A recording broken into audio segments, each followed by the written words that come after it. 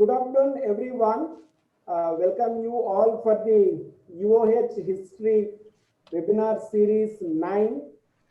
Today we have very distinguished scholar, Professor Mahalakshmi from Jawaharlal Nehru University. So she will be today, speaking to us on dance in early Tamilakam. I request my new colleague, Professor Suchandra Bose, to introduce Mahalakshmi and moderate the session. Professor Suchandra just joined our department. Welcome her on this occasion. Suchandra, over to you. Yeah, thank you so much, Bhangia. And it is really a delight. We are delighted actually to have with us today a friend and a colleague, Professor R. Mahalakshmi. As you heard, she is from the Center for Historical Studies, JNU. And I find it very, very happy to mention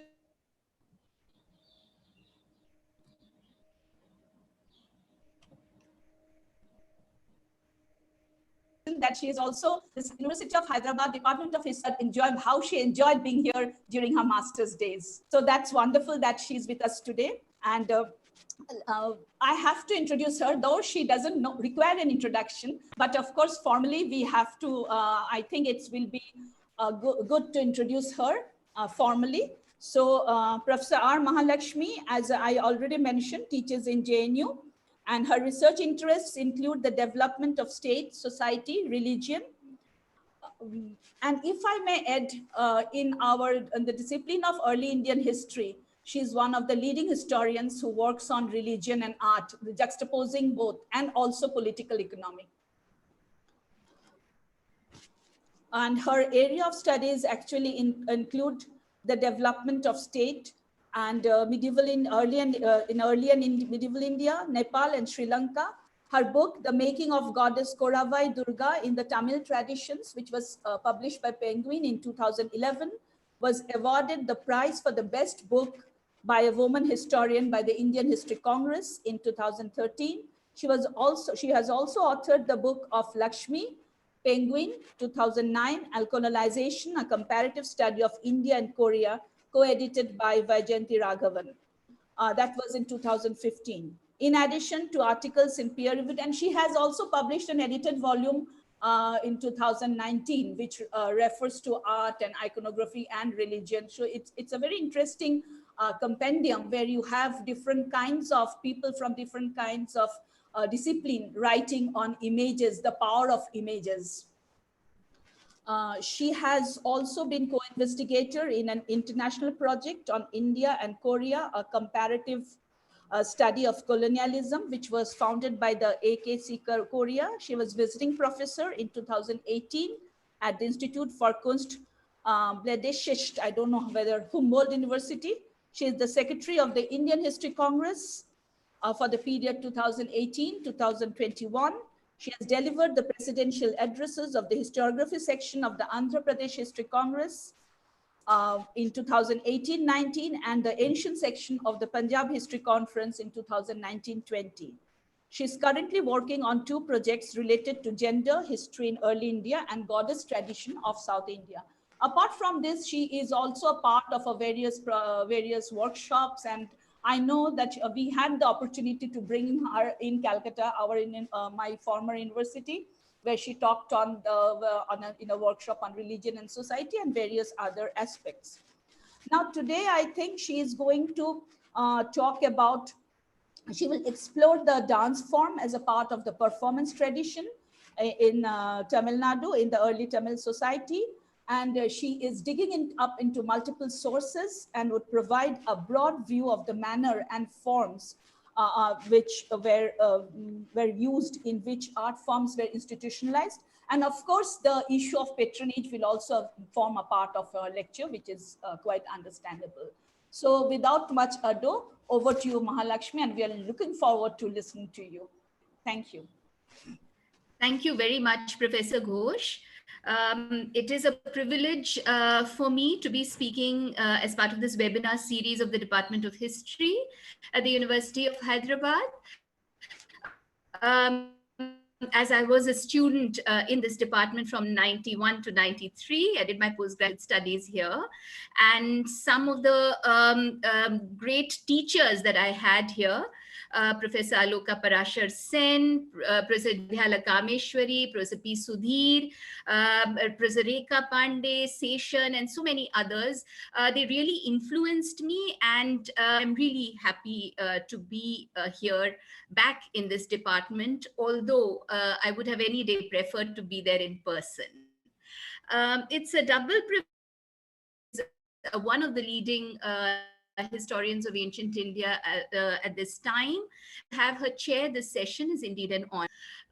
What I would like to present today is part of an ongoing project on dance and performance traditions in early Tamil Nadu.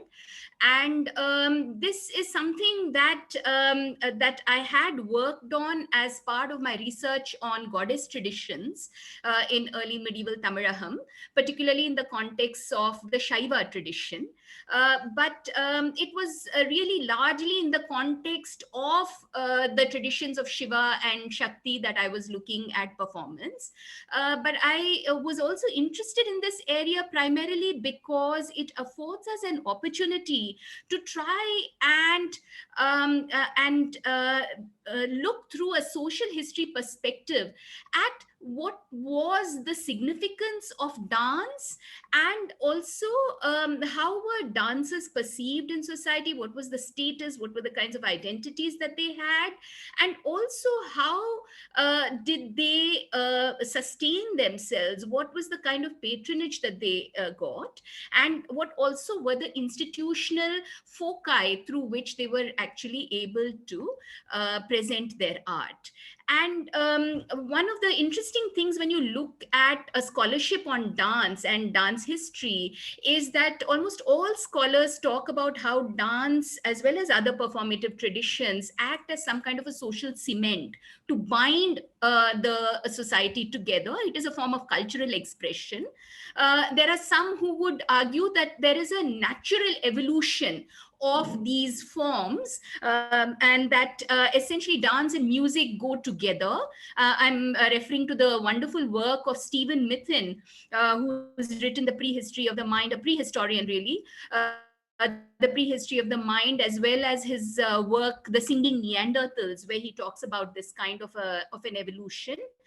But there is another kind of scholarship which is trying to root dance as a cultural expression in particularly life cycle celebrations, festivities of various kinds, celebrated harvests being celebrated, and so on.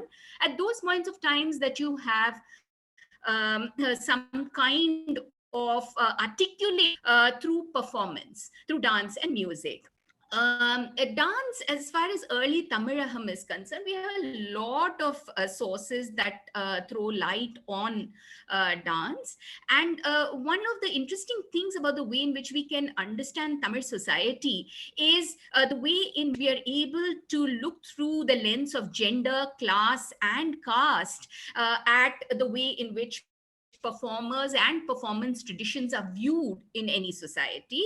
And so I've broadly divided this presentation into three parts, looking at sources pertaining to three different time periods. One, which is broadly what we call the early historic period from the 3rd century BC to the 3rd century AD, where we have a lot of poetry, which is considered to be primarily oral, which throws light on this period. We also have some very fragmentary inscriptions, very limited inscriptions.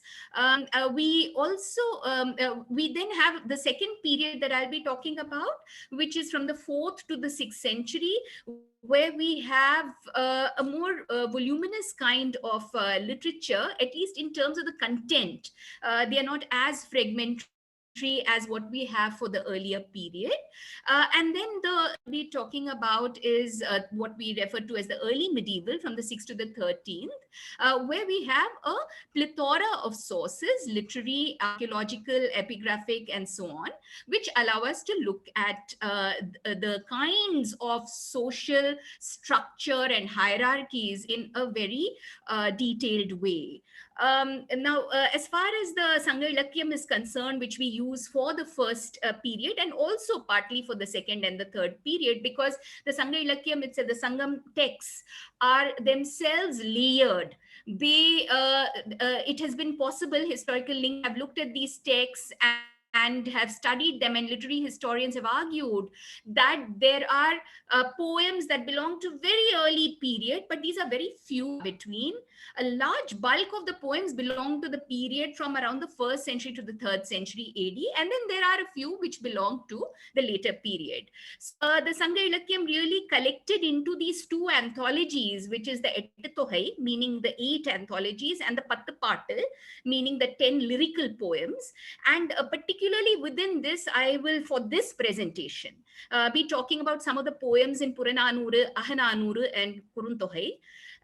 In the Pattu, I will be looking particularly at the Malai Padukadam and at the Kurinji Pattu and Madurai Kanji and the Perumpana Trippadai and the Pattinapalai. So these are broadly the texts. I will not bore you with all of the references that I have given, but I will present some of the. For the second period, it is primarily the Shilapadiharam, although I do constantly refer it with the Tolkappiyam as well as with Tirukural and with the Sanskrit text, the Natya Shastra. Although the Natya Shastra belongs to a slightly earlier period. And for the third period, I'll largely be looking at the inscriptions, as I've already mentioned, the Bhakti Padal, which is the hymns that are composed by the Bhakti saints, and the sculpture that is there.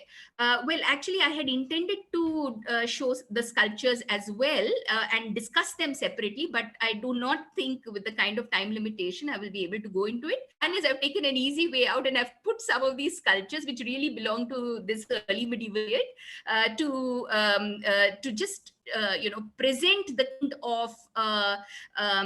kind of expression that you have through dance through these dance sculptures. What we have as the bardic poetry is I'm so sorry. We have as the bardic poetry has been discussed in detail by scholars like Kailasapati and Kartigesu Shivatambi, by Kamils Velabil. And what all of them argue is that essentially we are looking at an oral tradition. There are certain mnemonic devices that are there. There are certain set patterns that are there. There are certain meters that are visible and the pun that are used and so on. There are certain literary conventions, which is very, very important as far as the transmission of oral traditions is concerned. And the literary conventions are that of Aham, or the interior, and Puram, which is of the exterior, so beautifully discussed by A.K. Ramanujan in his work, Poems of Love and War. And what we also have, which allows the bardic poetry to have a certain coherence, is the situations and the contexts that are specified in terms of Tinai and Turai.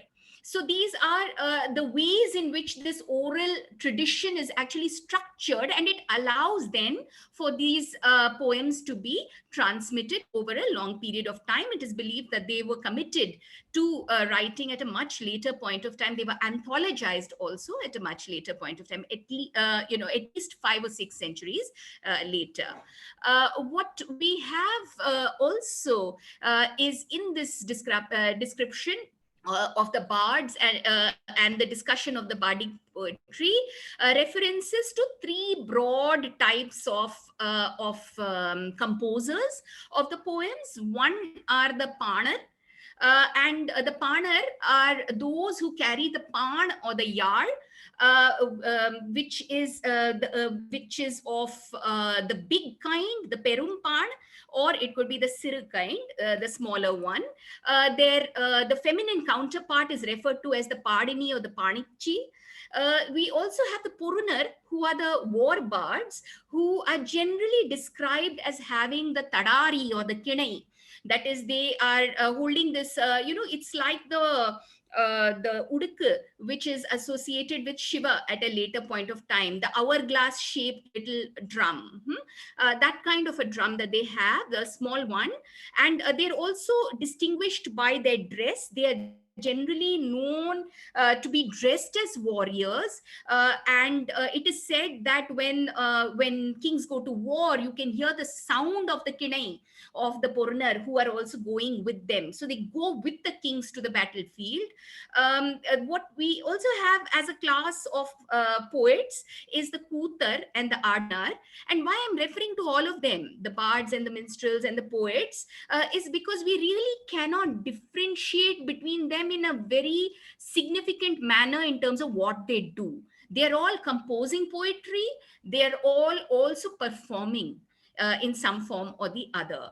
And as part of the performance, it seems that dance, at least dance movements, gesticulation, gestures, are a very major part of it. So the kutar and the adanar are what we actually have as dancer, what we can clearly call dancers, where a lot of dance is a part of the performance. And Nachinar Kinyar, the medieval commentator, actually says that we should refer to this as a choral performance. In Tolkappiyam, you have references to the different roles that are to be played by the kutar.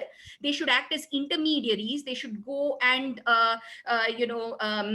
solve the quarrels between lovers. They should ensure that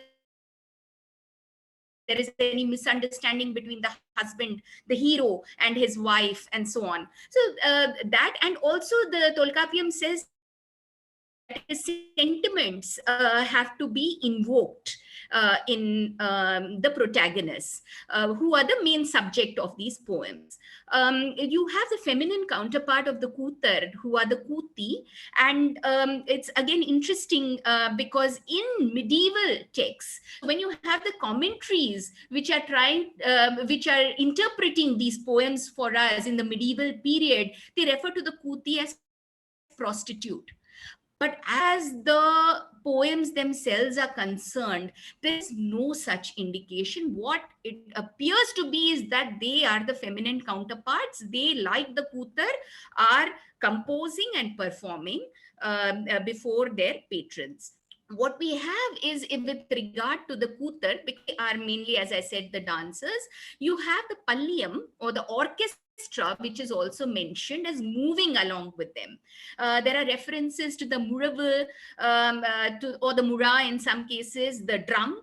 You have the yar or the lute. You have the kural, which is the flute, which is referred to. And in fact, a lot of references to the big kural and the small one, those that are hollow with the right number of holes, and so on. You have the udukkai that I've already mentioned, and you have various other such things that are referred to. You have a fourth category who are referred to in the poetry as the viraliyar in some cases, and avayar, who was patronized by the chief Neduman Anji, on whom she a number of poems, was supposed to have been a viraliyar. And the viraliyar were essentially dancers. They performed perhaps pure dance, in the sense of they were mainly entertainers rather than actually composers. But as I said, we have the example of Avayar, one of the few women poets that we have of the Sangam poetry, was a viraliyar. We have, as far as this pure dance is concerned or entertainment is concerned, the association of the viraliyar with the tightrope walking. So, they're actually walking very carefully along the tightrope. And then there are descriptions of these tired women because they have had to to concentrate so much while walking across this long rope and so on. We also have references to the Viraliyar as people who were carrying the instruments. So perhaps they were all part of this troupe, going with the Kutar and the Panar also perhaps, carrying instruments. And there are references in the Malai Padukadam, for instance, in the Pathapattu, where we are told that the bags in which these instruments are placed are so nice and huge. They resemble the ripe, big jackfruit that grow on the mountain. So it's those kinds of descriptions that really tell us about this class of performers, and throw some light on the kinds of activities and the efforts that they have to make to please their patrons and their audience. Just to give you a few very limited references to what the poets were writing about. You have the reference to the life of the poet in this particular poem, where we are told that they eat whatever is given to them. They don't really save for a rainy day. They are traveling from place to place. They go in caravans almost. There are references to these wagons, that they cannot really say that this place is where they belong to, because they're traveling all the time.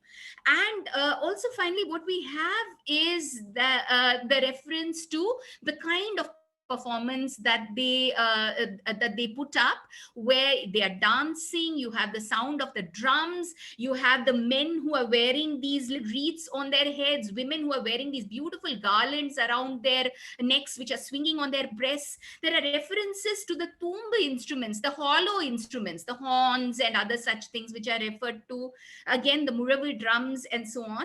So just to indicate the kind of life of these performers and how they actually moved from place to place, seeking the claps as the patronage of their audience and the patrons. The Padanturai are the poems which are, as I have the Tennai and the Turai, which direct the way in which the poems, the Sangam poetry is supposed to be composed. And the Padanturai is essentially in the Puram category, where you have the praise of the patron that is presented. And what we also have as a categorization of the poetry, and this is there particularly in the Pattanapalai collection, where you have the Perumban Aatrupadai and the Sirpan Aatrupadai and the Purnar Aatrupadai. The Aatrupadai is a poem which is dedicated to other poets. That is, it is directing those other poets to go a patron, because this is a great patron. He is a person who will support you generously, and therefore hasten and go to him. So these are the kinds of songs that we have. That's a particular genre that we have within the Sangam lyrical poetry. And what we also find is the dependence of these performers on the patrons, who are mainly chiefs and kings. We also have references to elites, to the heroes in battles. We have the Kirar who are mentioned. So different kinds of elites, but they are obviously wealthy and in a position of power.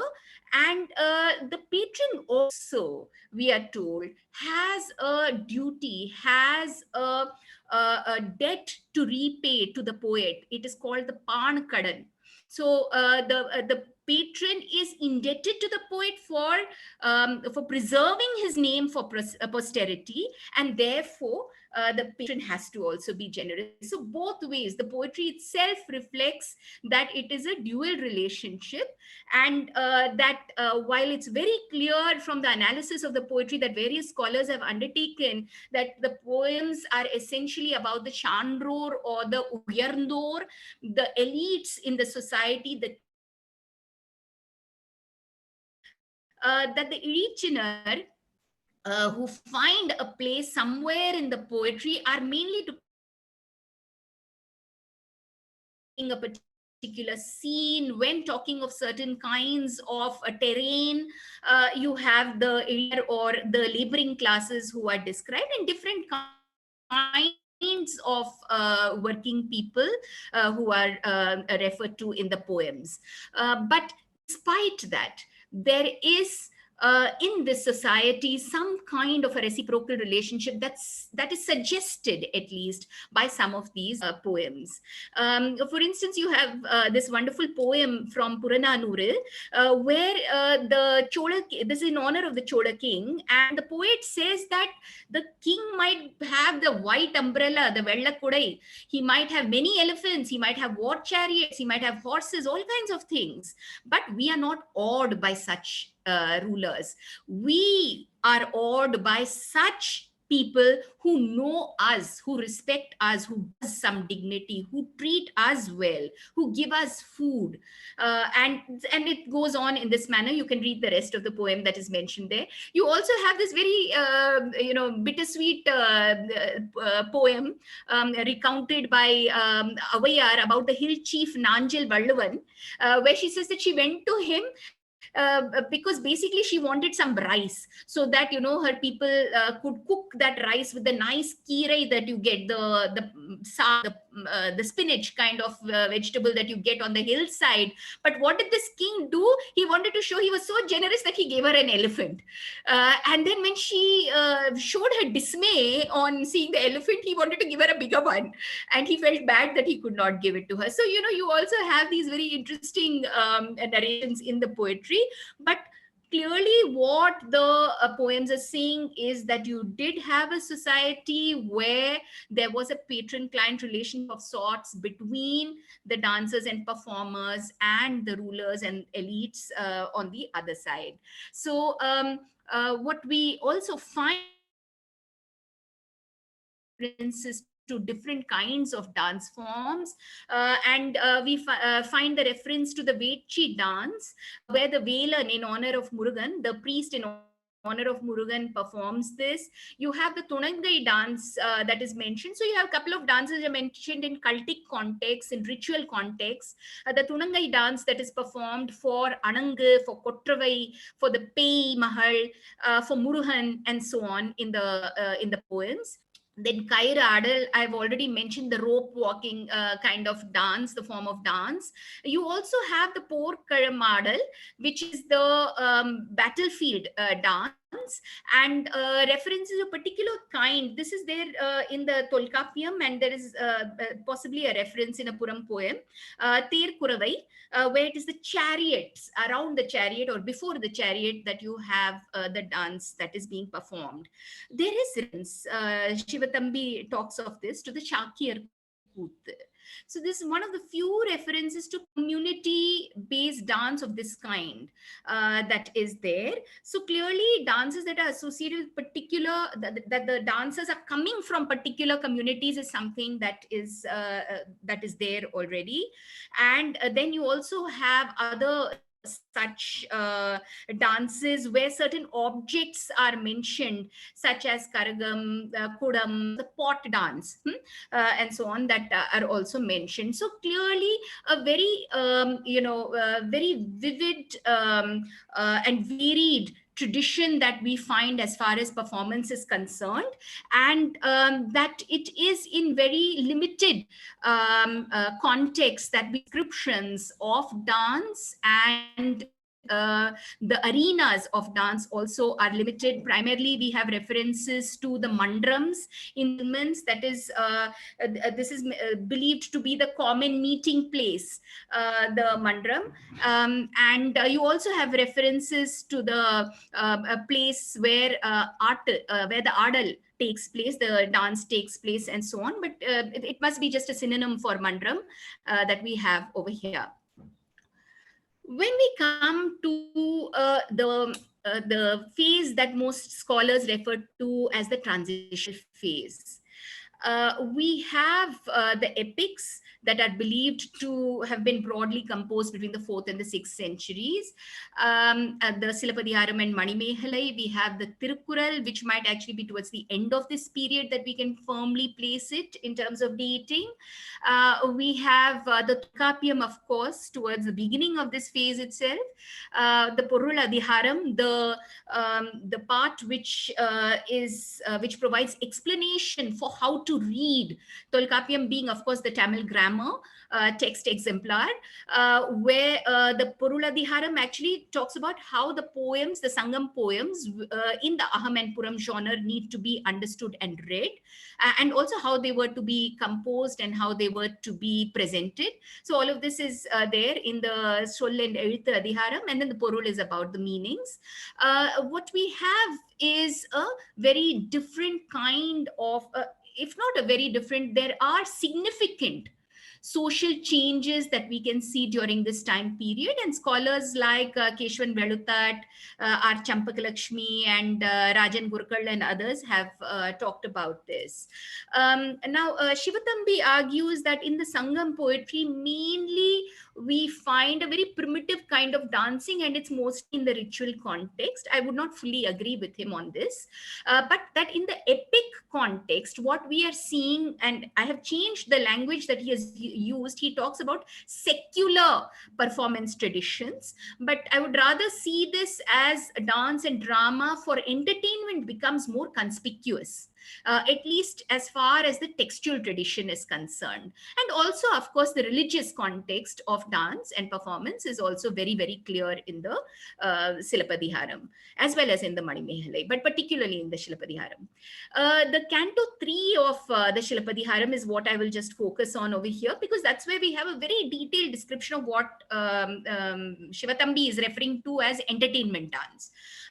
This is the Arangetra Kadai. This is the chapter of presentation of the first performance by a dancer.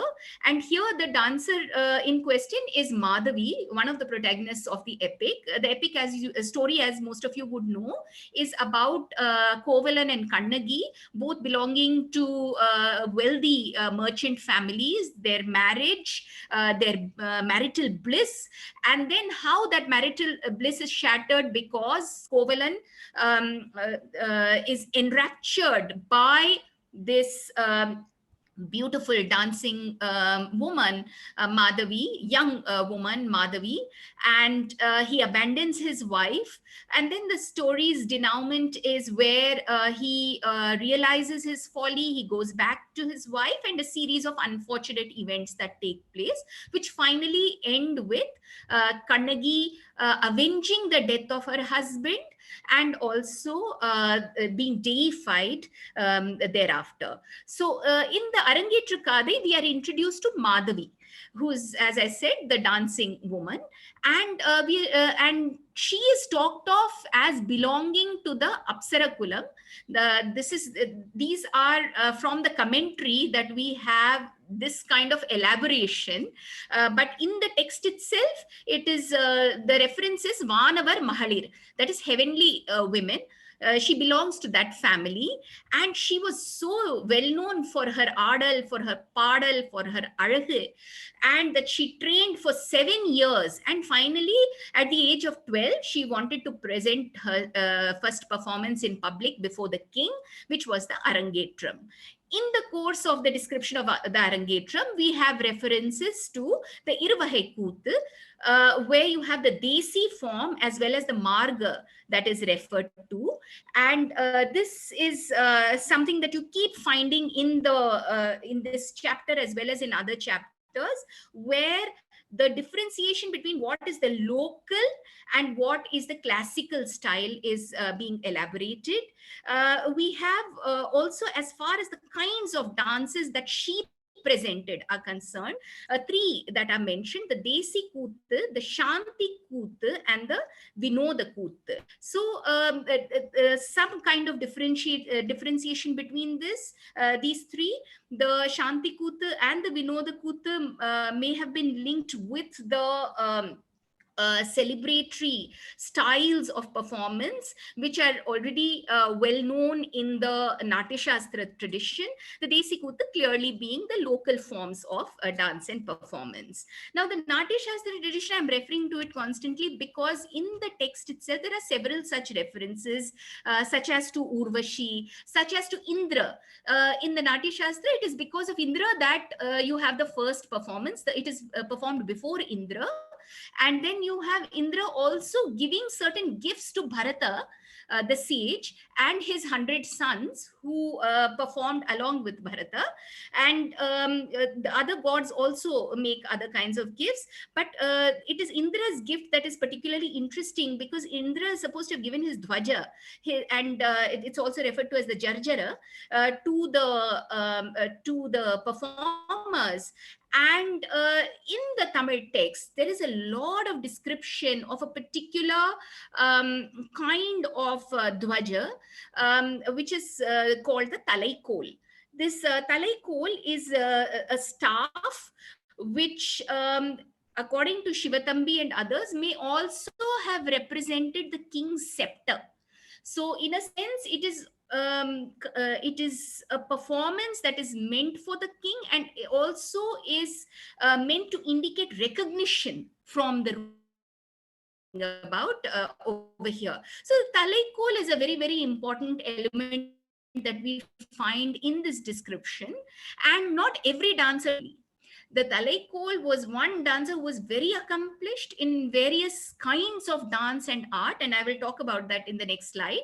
And ritual of setting up the Talaikol itself was something that was quite interesting, where you have on the day of the performance, the dancer who's supposed to bathe the staff with holy water, and then that staff is taken by the royal elephant, and then the king takes it from the royal elephant and hands it to the musician who is standing chariot, who is her teacher, and who will also be her accompanist as far as the performance is concerned. And then it is taken to the stage and it is established on the stage. So the royal sanction that is there, the patronage issue that is there, that is very, very clear here. And the Indra connection that is clearly coming from the Natya Shastra. Anyway, coming to the kinds of techniques and forms of dance that are mentioned in the Silapadiharam, you have a number of Kooth that are mentioned, and songs also, the Vilakam, that are strung together, and there are great descriptions of these.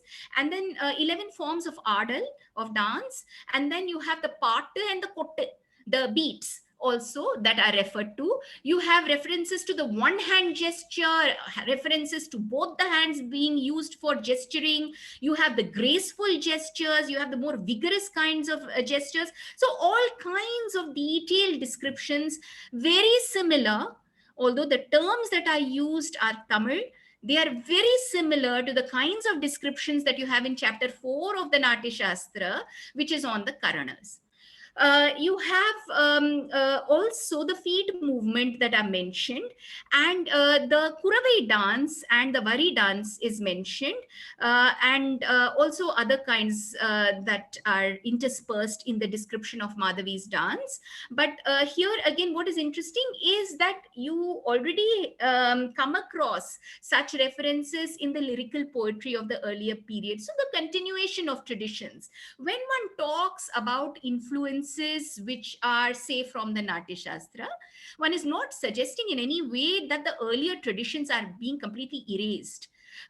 What we are looking at is, however, a displacement and a marginalization of sorts that is taking place, and a certain kind of importance that is being given to particular forms. That is what we can see in these kinds of descriptions. But in the Silapadiharam itself, while there is a tendency to extol the classical tradition, the local tradition, the Desiya Margam is also, the Desiya traditions are also given a lot of importance. As far as the performance itself is concerned, you have the same instruments that we come across in earlier poetry, the yar and the kural, the lute and the flute, and various kinds of drums that are mentioned.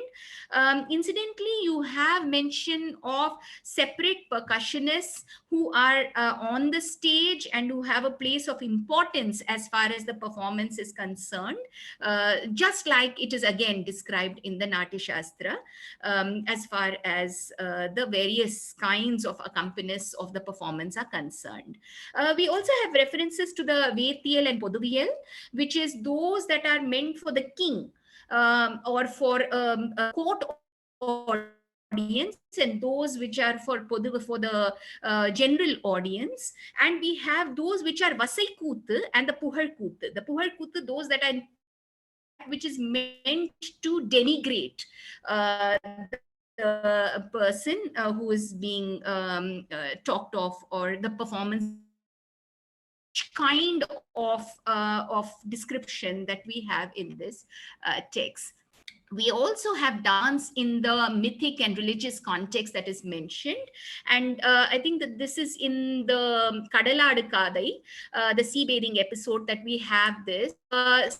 Several dances associated with Shiva and with Vishnu in the form of Krishna. Vishnu is wrong. I should have put Mal over there.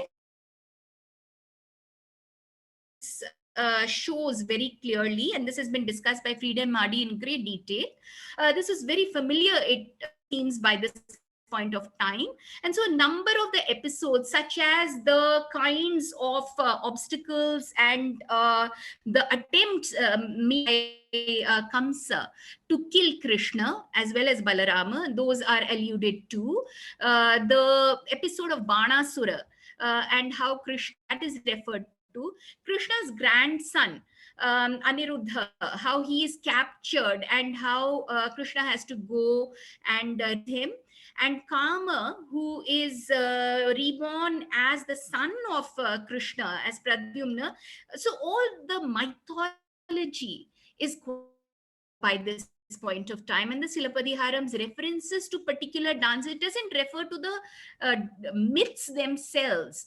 It just to dances that are performed in this context or that context, through which we understand that the mythology and the Brahmanic traditions are quite well known in the region by this point of time. I myself have written on this, and various other scholars as well, on the kind of religious traditions in the early historic period and the kinds of transformations that took place at a later point of time. And this transitional period essentially is one where there are several associations that are being made in religious terms between the local cultic deities and the Brahmanical Sanskritic deities who are well known from the epic Puranic traditions. So that's what we find in this whole description. But as a result, we also get these very, very interesting dances such as Pandarangam, and the way in which this word is broken up, Pandam. So the white ash that is there in the cremation ground, perhaps that is what is being referred to. So a dance of Shiva in the cremation ground. And the Kodukotti, the very harsh dances of Shiva that is being referred to. And then you have other dances like the Kud mentioned. The Peti dance is very interesting because it refers to the half man, half woman guys. Then you have the Marakal dance, which is essentially a dance on stilts. You have the Pavai dance, where actually an around it. You have the Kadayam dance is a dance that is mentioned in this episode, which is supposed to be the Marakal, for instance, is associated with the goddess Kotravai, who begins to be associated with Durga. The Pavai dance is supposed to be associated with Lakshmi, and so on. So clearly a whole range of associations and mythologies that are being also presented very subtly through this kind of descriptions, where the dance itself, because it is a choral performance, it is itself presenting some of the elements of the myths before the audience. So the kind of transformation that is taking place and the Brahmanical influences are becoming dominant at a later point of time, where they become the most visible element, the process is occurring at this point of time itself. And that brings me to the third part of my lecture, and I will definitely try to keep to time and wind up very soon. The early medieval period is a period when you have state formation that is occurring, you have agrarian society that's very well developed, surpluses, the redistribution, trade, and urbanization, all of which has been talked of so well by scholars like Noboru Karashima, Subbarailu, Champagalakshmi, and others. And what my own work has been suggesting is the very visible Brahmanical influence that you find on the cultural landscape through the references to the Marayor, those who know the Vedas, the sacrifices that they are performing, the Brahmadeyas that are being set up, where the rulers from the Pallava Pandya times are settling entire villages with Brahmanas and giving them lands. Then the Tirkoil, or the temples, the Brahmanical temples that are being set up also, that are being constructed, and the maintenance of these temples, which are very important religious institutions, processes that are taking place at this point of time, and the sectarian traditions of Shiva and Vishnu, which is popularized by the Bhakti saints who are the Nayanar and Alvar, by referring to the epic Puranic mythology. So several exploits of these gods are talked of, and as I said, are hinted at. There are subtle references, but now you have a full-fledged description, and these poets, these composers, these Bhakti saints who lived between the 6th and the 9th century are really talking about the killing of particular asuras, about certain boons that are being given to the bhaktas, and so on. And what they're also doing is that they are localizing what are transcendental deities. This is work which David Schulman also had taken up. The ritualization that takes place is within the temple, which is the house of God, the localization that is occurring. And it is in that context that you have and performance that finds a place that gets institutionalized. And as part of this institutionalization, we find references to the Devanadiyar, the Taliyalar, and the Padiyalar. Tali and Padil are references to the temple. So the women who are part of the temple service are very clearly given a space institutionally, and there is a term that is used to refer to them. And we also hear from inscriptions that some of these women actually were performers of dance and music, and perhaps they also presented dramas. There are various records that talk about dance and dancers, and amongst these, the early inscriptions that we have referring to these, you have references to the Koot Adinar, the Paatu Padinar, and so on, reference to the now, the Indra Vira is a celebration of the festival of Indra, which, as I said, is first mentioned in the Natya Shastra, but in the Shilapadi Haram, made out of the Indra Vira. So, after Madhavi's performance, which is in Canto 3, you have another canto which describes the Vira. I think it is the 5th canto, where it is along the seaside that this is celebrated. You have camps, you have people sitting with their lovers, with musicians, with dancers. The whole city itself is resounding with the dancers and musicians and so on. So again, you have in this early inscription, it's an early Chola inscription reference to an Indravira. But it is middle and later Chola inscriptions that we have some significant references to the dance and the dancers. And Rajaraja Cholan's inscription is so very well known in the Pengoil, that is the Brihadishwara temple, what is today known as the Brihadishwara temple. This is the inscription of 1014, where he talks of the 400 Talicheri Pendugal. That is the women who are settled in the surroundings of the temple, the Talicheri. And you have various Nivanda, different people in these inscriptions, and amongst them these 400 women get one share each, and you have 108 other temple servants who are mentioned, and amongst them you have the people who would be part of performance also. They are also ritual service providers, like the dance masters, the singers, drummers, etc. In this later Chola inscription of Kulotunga Chola, I mean, I've skipped through many of the inscriptional references, and I'm only going to give you these 2 or 3.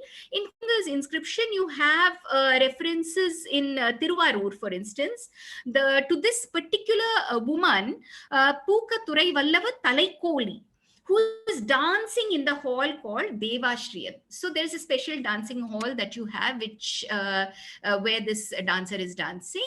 And then in another inscription, more or less the same time period, from Vengai Vashal, you find the reference to a woman called Erinat Nangai. That is the place from where she is, and Nangai is an honorific that is given to dancers. So you have Erinat Nangai, and also to other women.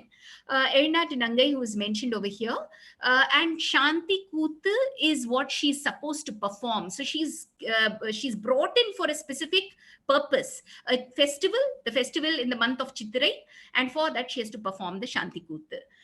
You also have reference in the same site to the Vaikasi Tiruvadirai festival. So not just Chitrai, every other asterism, some festival or the other. And here 3 women dancers who are referred to. Again, you have reference to her as a Shanti Koothi Achi, Umayalvar.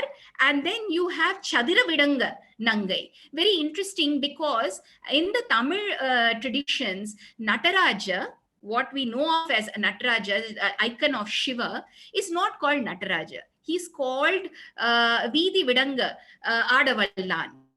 That is, he's the one who is actually spreading himself in the courtyard through his dance. So his limbs are moving, are splayed out, and so on. So this interesting name that we have over here, and then we have another inscription which refers again to a Talaikoli. What is interesting about this, it is mentioned she also composed something called Veeranuka Vijayam. We are not told whether it is a poem or whether it is a Nadaga that we find over here. Finally, and I will end with this, what we see in the early Bharat temple dances and social hierarchy is concerned, is that the patrons continue to be the elites in society, the kings, the chiefs, and the officials. We do have at least as far as the temple dancer is concerned, we have the Talaikoli, which is used only for some of these dancers, performers, indicating the high position that they held in the hierarchy. We also find inscription to them buying privileges for festival performances. And here actually I must refer to the work of Leslie Orr, where she has actually looked in great inscriptions, and she shows how actually the number of references to the dancing women, to the temple women as dancers, is very, very few. What we have is largely references to the singers and the reciters, and to the drummers, the uvachar. And what this could be indicating is that with the institutionalization of the bhakti hymns to be performed as part of ritual. So we have number of inscriptions which talk about the Tiruvembavai, the Tirupavai, various other compositions of the Bhakti hymns, which are instituted. Tirupalli Avichi, that is the waking up ritual for the god. So Manikyavachakars, uppers, sambandars, andars, you have various compositions which are actually part of the temple ritual, certainly by the later Chola period, but even much earlier, you have references to this. And this institutionalization of the hymn and the recitation of the hymns as part of essential rituals could be one of the reasons why there is greater prominence to these kinds of performers and lesser to the dancers. The agamas, which were also more or less composed around this point of time, mention dance but do not give too much of importance to it. So clearly we are looking at very, very few references when we look at the plethora of inscriptions that are actually available for the temples and talking about the temple service personnel.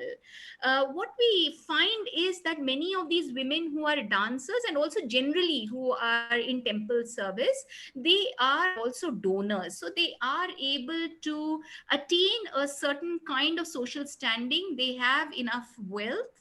And they are also able to exhibit their status now through donation. But what is interesting is, and in a few of the inscriptions that I cited over here, the references to the Shanti Kudar, that these were people who were brought from outside the temple, it appears, because particular names of localities are given attached to the dancers. So possibly that these were not really temple service personnel, but professional dancers. This is Leslie Orr's understanding. I haven't looked at all of the inscriptions in detail as yet, and on the basis of the few that I've looked at, I would broadly agree with her, because also the context for these performances are mainly some kind of festivities. So it is possible that you have other professional dancers who are also being brought within the temple domain. I will over there, but with one last word, that while clearly the gender dimensions are visible as far as dance and dancers and their position in society is concerned, where the women dancers were clearly being looked at as outside of marriage, and therefore as very close to available women. We have very little in terms of inscriptional description of the caste that they come from, the community that they come from. We do have some indication that these women formed a class of their own, but whether this is the case that they also formed a caste, a separate caste, is something that needs to be looked at. There are some scholars who have studied this for the late medieval and modern periods, who have talked of these dancers coming from the Isai Vellalar caste, but for the time period that we are talking of, we do not have too much of indication of this, but we do have some random references. For instance, Sundarar, the Bhakti saint, the Shaiva Bhakti saint, his mother was called Isai Jnaniyar, and he belonged to a Shiva Brahmana family. So the possibility that, and many scholars have talked of this, that the Shiva Brahmanas as a class may not have been the Brahmanas of the Smarta Vaidiga type, but could have been the local priestly class who are absorbed. There is some discussion that has been there on this, that perhaps it is in that context that you find that they also, so the magico ritualists, ritual specialists and so on, who also performed, perhaps they came from that class, and that is why you have such a reference. But clearly there are a lot of gaps. So even when we talk about a social history of dance and performance, there are these very severe limitations. But nevertheless, this is an area that needs attention and deserves greater attention than what it has been given. Merely talking about the dance icons or the aestheticization of dance is not really throwing light on the way in which forms of cultural expression reveal certain social ideas and identities. I will stop there. Thank you very much. Thank you, Professor Mahalakshmi, for this fantastic journey which you took us along with you on the texts, lovely sources. I always envy. I used to always envy the Tamil inscriptions. They talk of so many things and you have so much of material. Now you have, I know about the texts also from your lecture, and it's a fascinating journey. I'm sure there will be a lot of questions. I myself have a few, but I will I will not ask you now. And I will let others actually talk about comments. So you can come about with some comment or specific questions. So please unmute yourself. And then in the chat box, I can't find any questions like that. But from here, you can always unmute and ask the question directly. Yes, Professor Shane, Olaka Parashur Singh, maybe you can lead, ma'am. Yeah. Okay. Very nice presentation, very rich.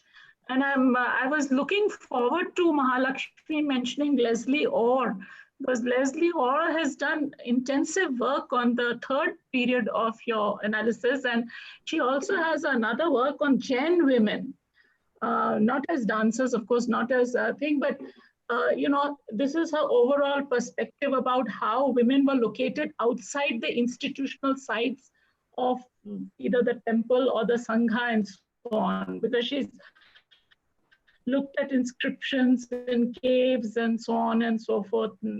So that's coming. But you know what, you've done this chronological thing from 3rd century BCE right up till the 13th century.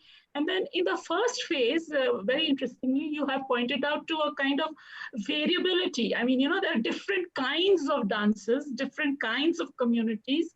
And obviously, there's a very important section, as you also pointed out, of the itinerant entertainers.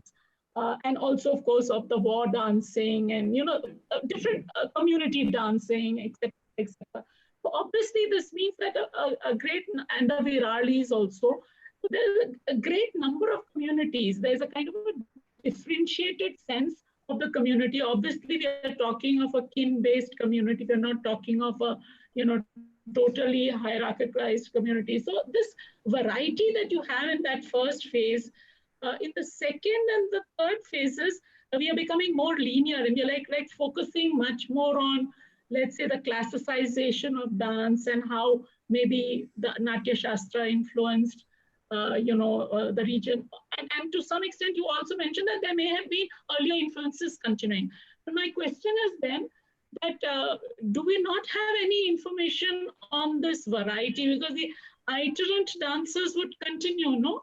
They continue in many parts of contemporary India. The itinerant dancers, those who go on the rope, on that tight rope, the dancers who are the local folk dancers, tribal dancers. So is it because there is a lack of information that we sort of gradually, from that multiplicity of dance forms, we gradually come into this linear space of understanding the classicization or harmonization of the dance form? So we are focusing primarily on that.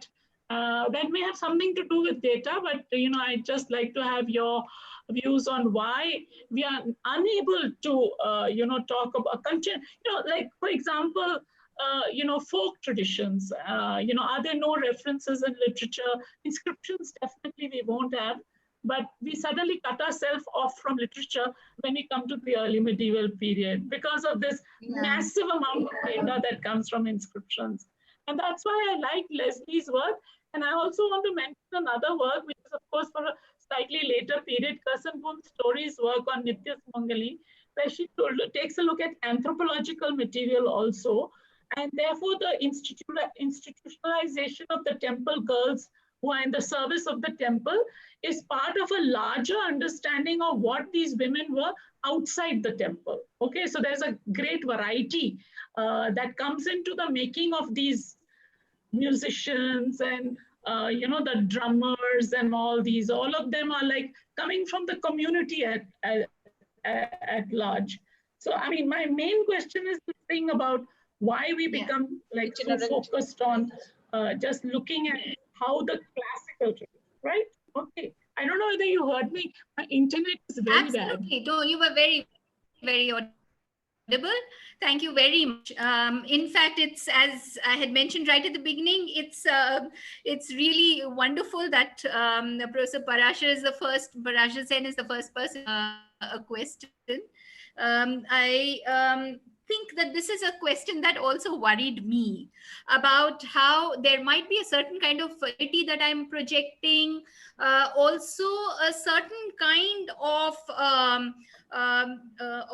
positioning of the dancer within a social structure in a manner where she seems to be completely oppressed or marginalized or sidelined, and that could be coming across as the dominant narrative. So these are the ways, these are the problems that occur primarily because of the sources.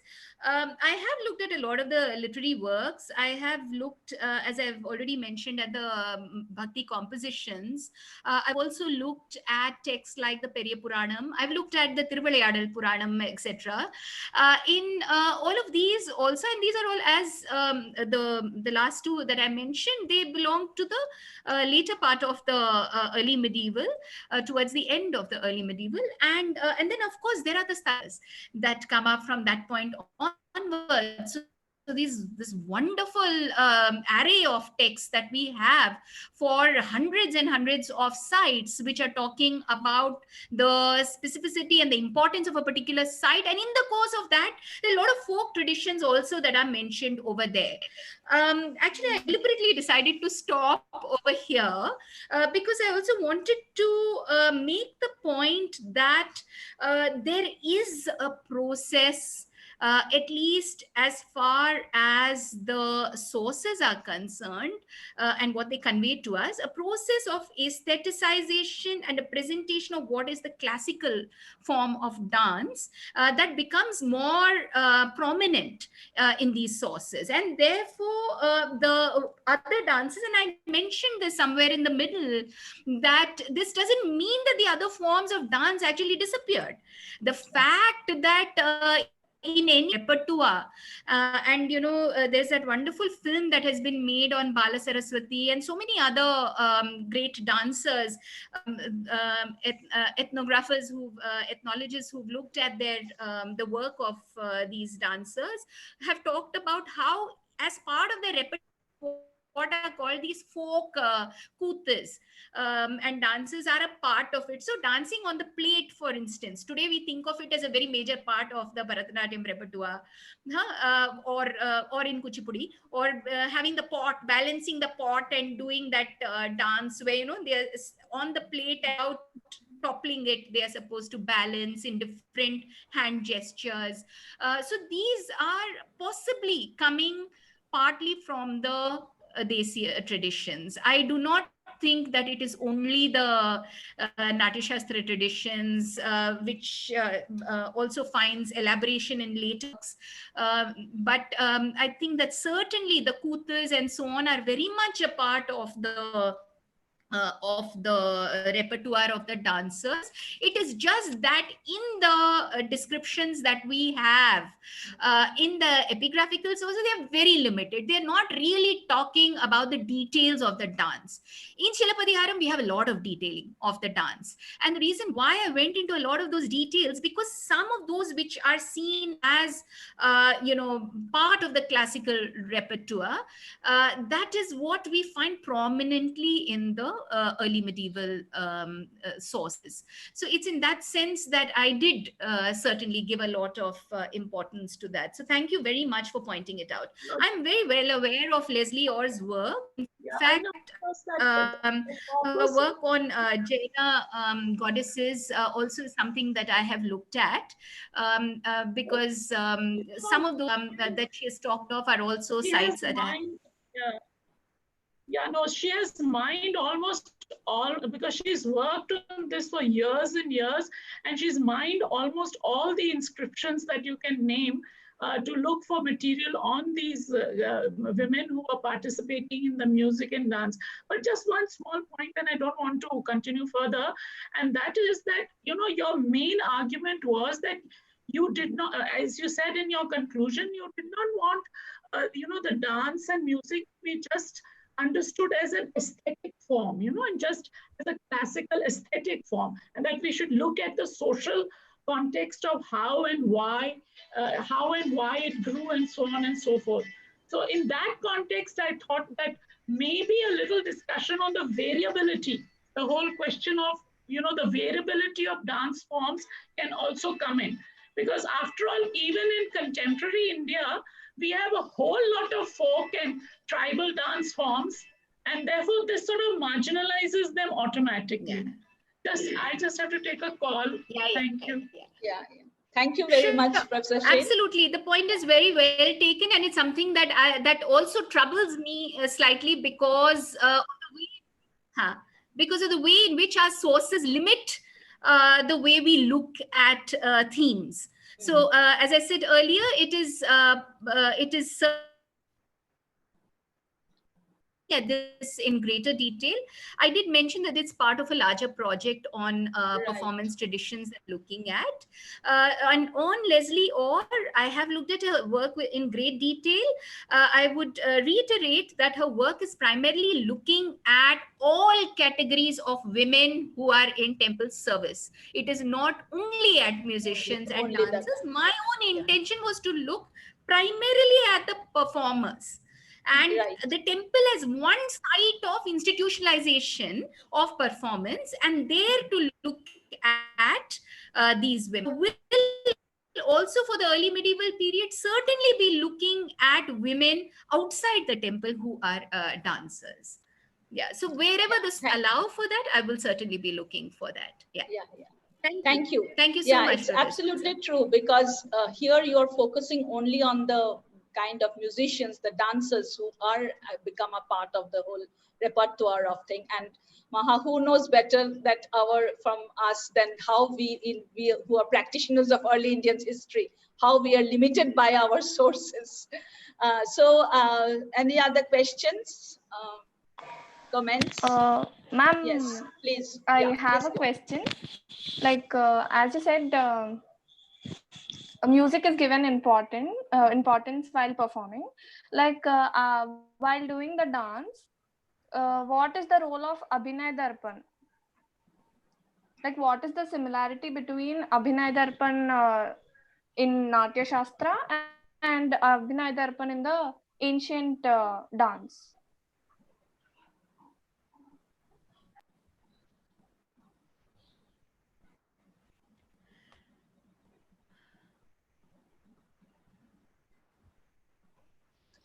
Did you hear her, Maha? I think I did. I missed a few words, but I think I may have got the gist of what just now. The Abhinay Darpana is a later text, and so you don't really find it in the Natya Shastra. You find the Natya Shastra or parts of the Natya Shastra, particularly the part which is on gestures and rasa and so on. You find reference to that in the Abhinay Darpana. As I said, it is not just the Natya Shastra, but also a whole range of texts that codify the tradition and that provide an aesthetic understanding of dance and the performative traditions has emerged by the early medieval period and in the early medieval period. And certainly these are texts that may have been available of performers through certain channels, and there is really very little to tell us about how the transmission occurs in terms of the knowledge. Okay, it's also the same when we think about art and architecture, about the sthapatis and so on, about the forms in which the knowledge is actually transmitted. It may not have been through the Sanskrit texts per se.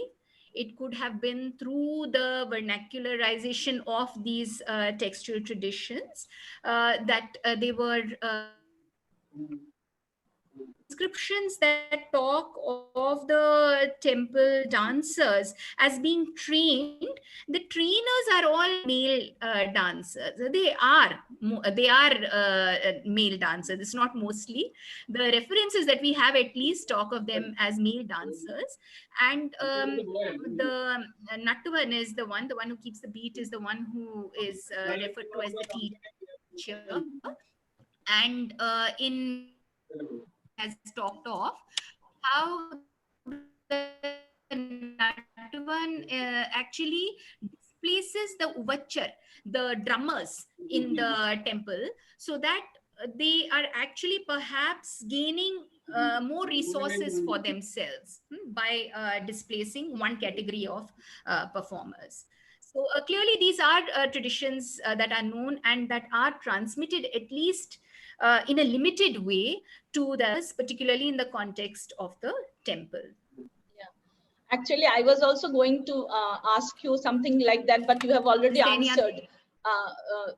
This was about the agencies. You have mentioned that it is vernacularization and all that. How, when we talk of this Natya Shastras and how these were actually brought in this text, so there would be different kinds of agencies, not one, but different kind of agencies which would actually percolate these ideas and thoughts into the text in the Tamil land.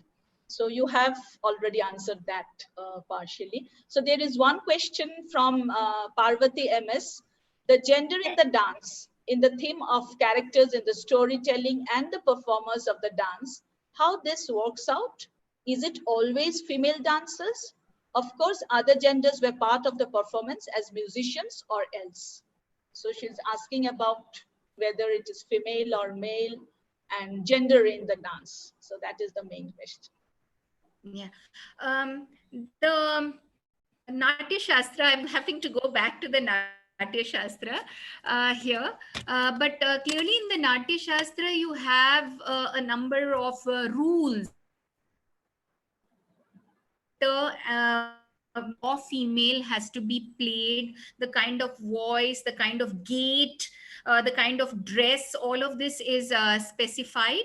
Now, when we look at the prescriptive text, one should understand that this is not a knowledge that a learned person sitting somewhere who had no knowledge of the art tradition actually came up with all by himself. Are traditions that are already in place, that are in circulation, and it may have been redacted coherent form at a later point of time in the Shastric tradition. And it is presumable that as far as performances are concerned, there is that kind of a training in terms of how to portray certain kinds of characters. So there's stereotypes. Typically, say the courtesan, the Ganika is supposed to be presented. The hero, the warrior hero had to be presented in certain the upholder of justice, he would be presented in certain ways. So there are different ways in which the dancers were obviously. Oral performance, when you have a larger troupe and a group of dancers performing, perhaps there could of gender separation, but largely we know from various, even the so-called classical traditions of the medieval period. They're not classical in the sense that they come up in the context of the temple, but Bhagavata Mela Natakam, for instance, through which develops Kuchipudi, in that it is men who are the performers. it is the Brahman who is the performer. And imagine that is how the tradition claims to have evolved, and that they took the Veshas. At least the traditional history of these performances are given in these forms. So it's not necessary that a man will perform a man's role, a woman will perform a woman's role, and so on. In performance, there are certain perform about how to do this. I myself trained at a very young age as a Bharatanatyam dance. And one of the things that we were constantly told is about bhava. And also, so it's the bhavam is very important, the kind of sentiment that you it is the vesha that you, the dress and the gait, all of this is a very, very important part of the training that is generally talked of. There are two questions which are quite similar. So I'm reading that out. It's on the social basis, actually, the caste. So one is from Tintu KJ. Could you please elaborate on the caste composition of the performers? And the other is from Swarnalatha Tyagarajan.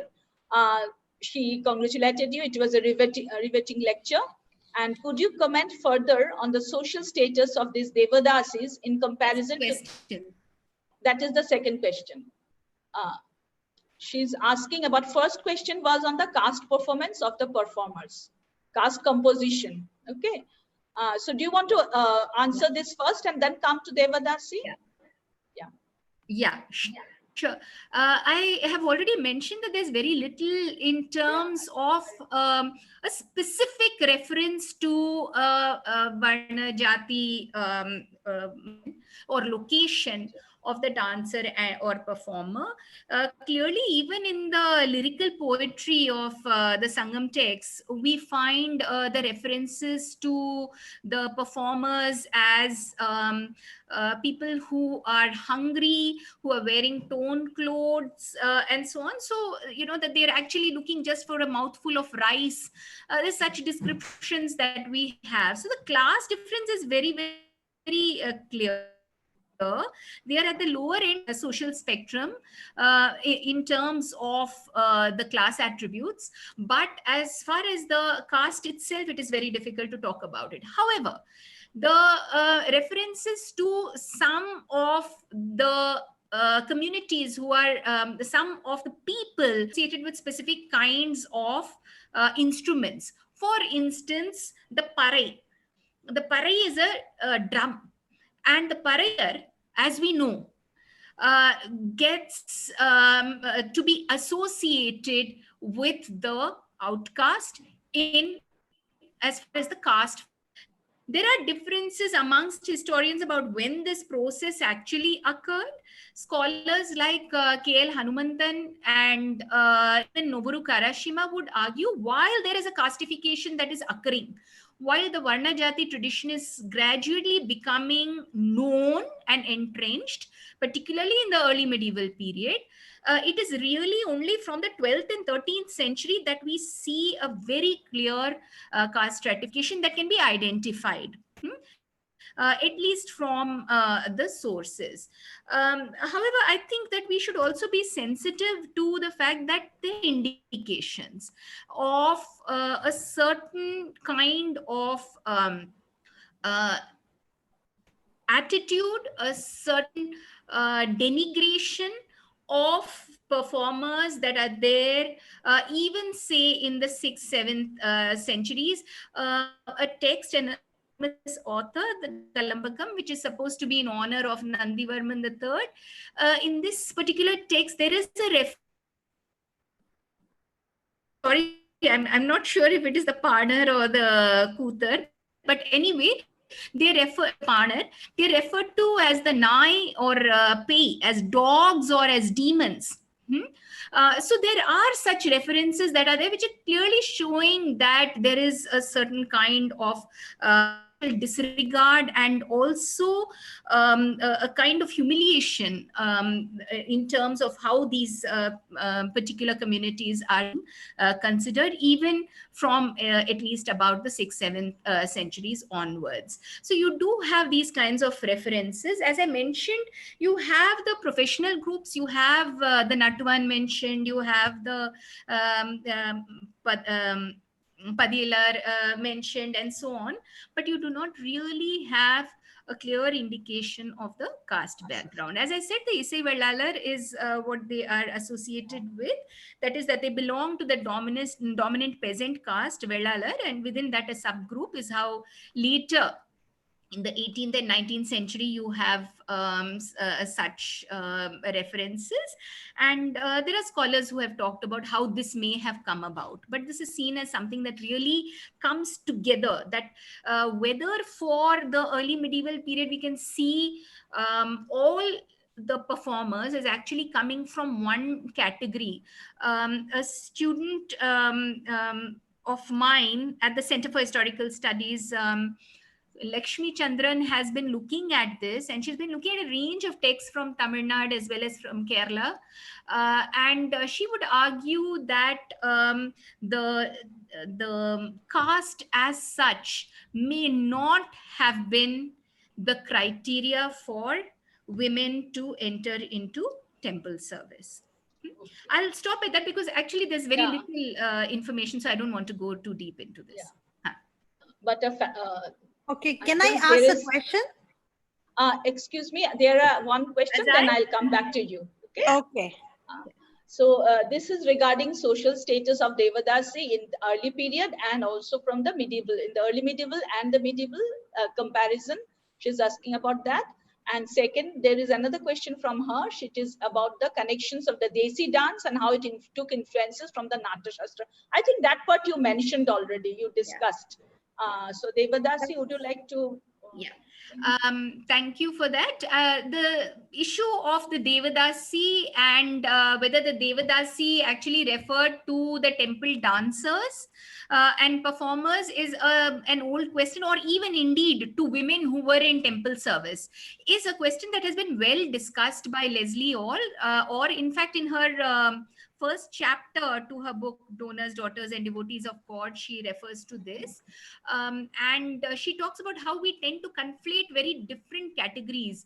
What is referred to as the prostitute, the Ganika, and also the Devar Adiyal, and it is from that Devar Adiyal that the idea of Devadasi. Adiyal means servant, that is one who is performing a service. So there are other temple servants also. In fact, the Bhakti saints themselves referred to all of them. The entire group of Nayanar are referred to as the Adiyar of Shiva. So this is a common term that is used in this period to refer to someone who is in the service of the god, and it's in that sense that the term Devar Adiyal is actually used in the early medieval inscriptions, and this at a later point of time, and it may have been really in the late 19th and early 20th century, that it becomes very strictly or rigidly understood as meaning Devadasi.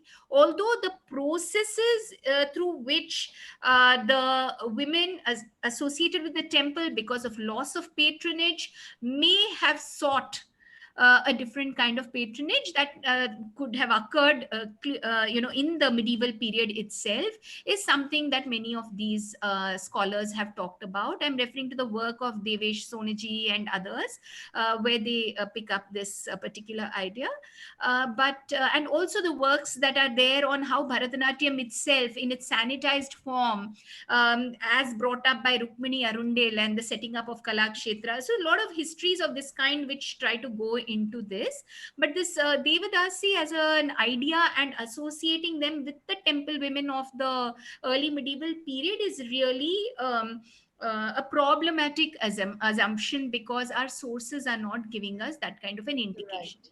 Whereas in the case of Madhavi in the Shilapadihara, She is a dancer of great repute and of great qualifications because of the different kinds of dance and music that she knows. But she is someone who is part of that institutionalized system where she where she seeks a patron who will be able to keep her in comfort.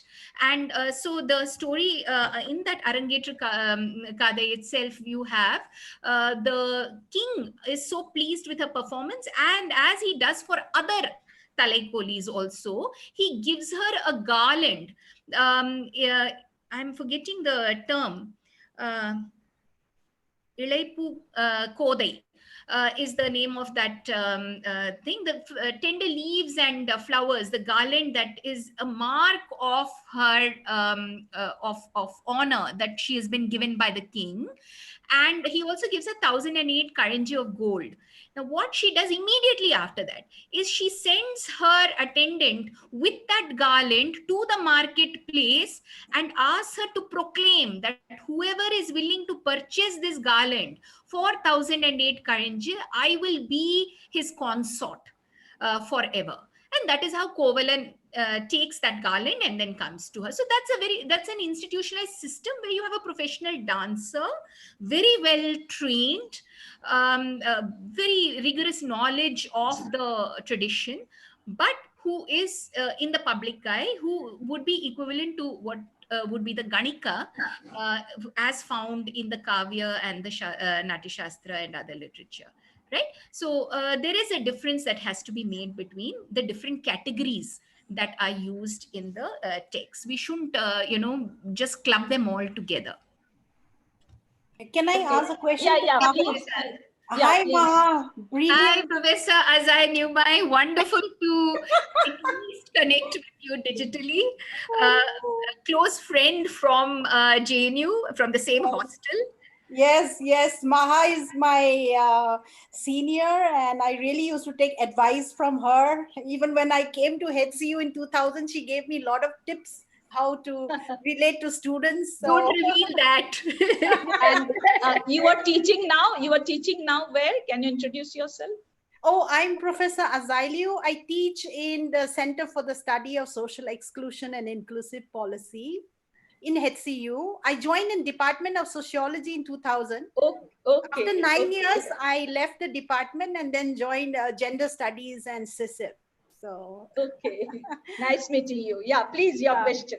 Maha, I have been working on philanthropy, which is to do with donor, and my work is heavily on trafficking of girls and sex workers, which is again related to Devadasi system. So your talk today gave me a lot of ideas, and it's amazing how you presented. Now, what comes to my mind is how, Maha, when I look at donors, there is a prestige, social prestige, a social status that is associated with donors. And in those days when this, when the temple dancers are also donors, right? Some of them. Yeah. So when the temple dancers become donors, I'm sure it's not only finance, but perhaps it's about skills and knowledge and skills of dancing, or knowledge that they have acquired, or time that they give to the temple and society in terms of giving back. Now, my question is, is the prestige and status associated with these donors, and how much do they usually give back? Yeah, I think that's such a difficult question. As I thank you very much for this. I know of the wonderful work that you have been doing on the trafficking of women and on the networks of this terrible trade that exist not just in Asia but across the world. There is a global context, and I have followed your work on this very keenly. Thank you for that. But as far as the donors are concerned, while there are indications that many of the women who were in temple service were donors, there is also a limitation to the kind of donation that they are making, and this is something that I couldn't mention because of the paucity of time. They are actually trying to secure a space for themselves within the temple performative traditions, because invariably you had, as I said, the men who were given important performative spaces in the early period. So in the early period, you have male performers who are certainly there.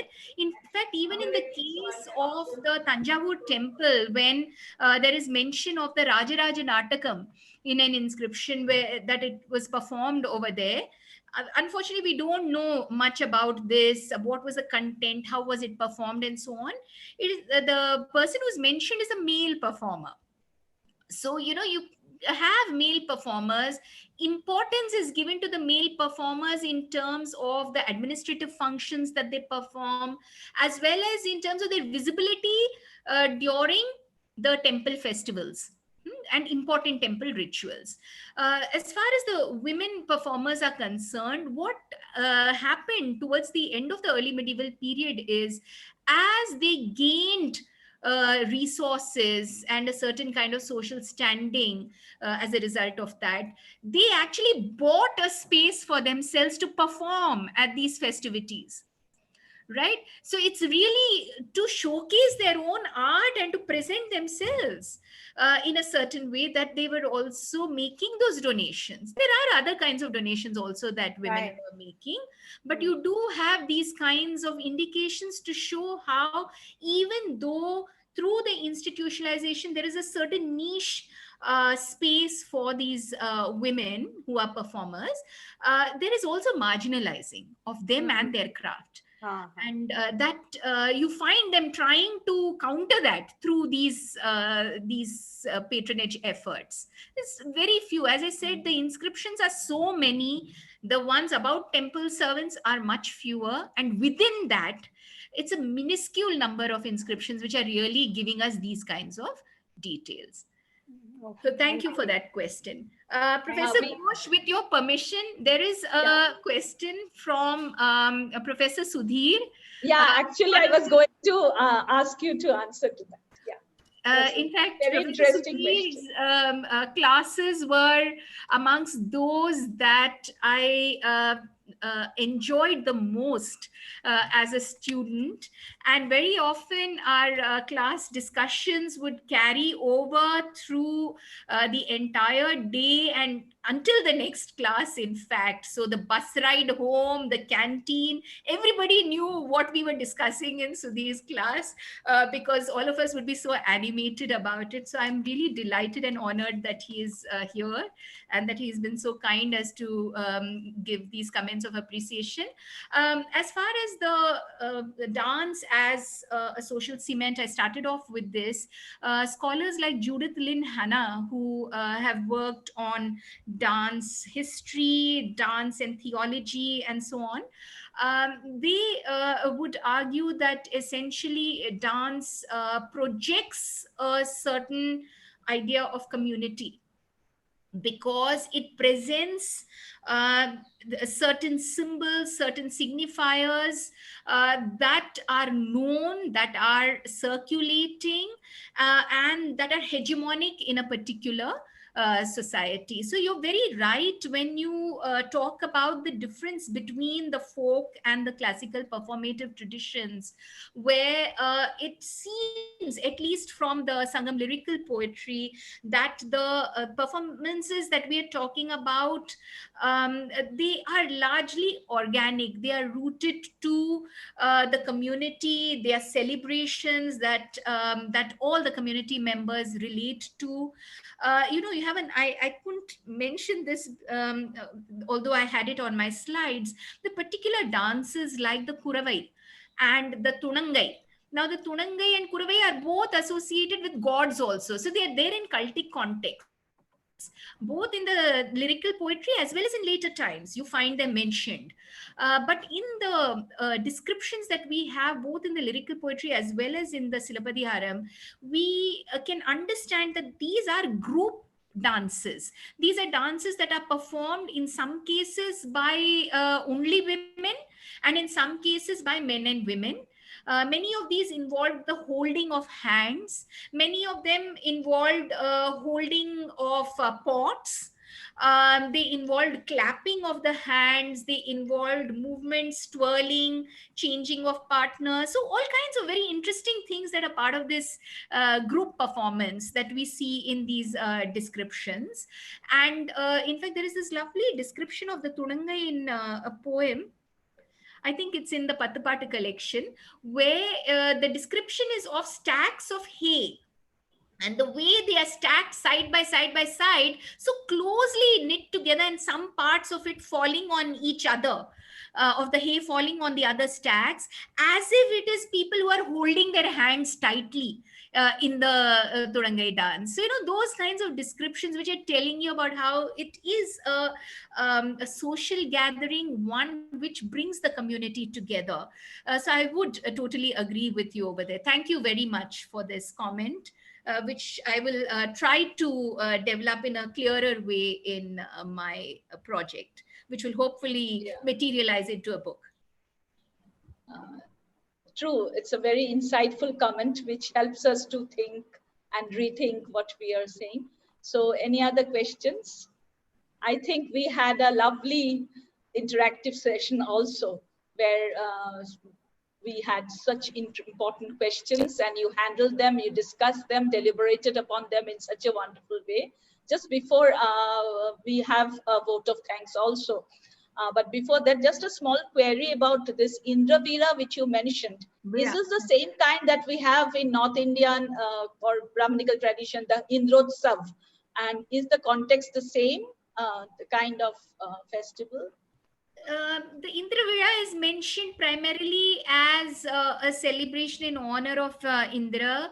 It is celebrated with a lot of music and dance.